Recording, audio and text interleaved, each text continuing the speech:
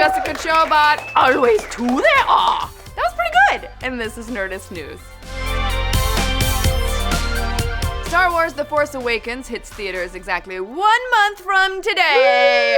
Oh, I'm so excited. And with the movie finally not such a long time away, we're realizing that the marketing team has done an incredible job of giving us just enough to stay excited while still going in basically blind. There's still so much we don't know, but most fascinating of all, we know absolutely nothing about Andy Serkis' Supreme Leader Snoke, who narrated the very first teaser we saw almost a year ago and seems set to be the real big bad of the new Star Wars trilogy.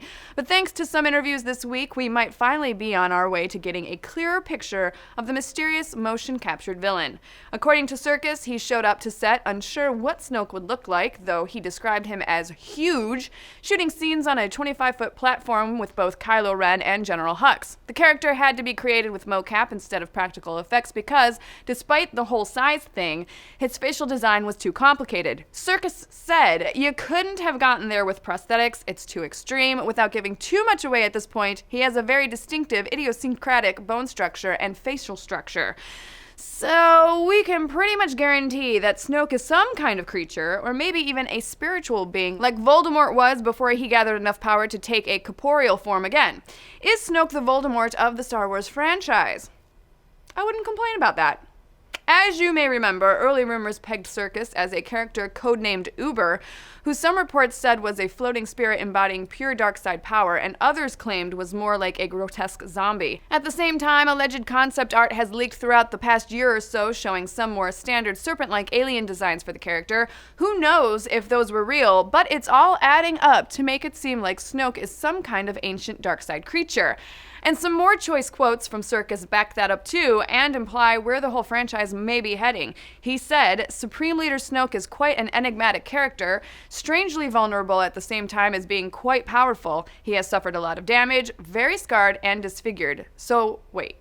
What's this guy been through exactly? Well, when asked whether Snoke got his damage during the Empire Rebellion conflict of the original trilogy, Serkis said that while Snoke is very aware of the past, he wasn't necessarily involved. Add to this Kylo Ren, who's clearly on a mission to collect Force artifacts, and the new canon Star Wars comics delving into Luke Skywalker's quest for ancient Jedi temples and treasures.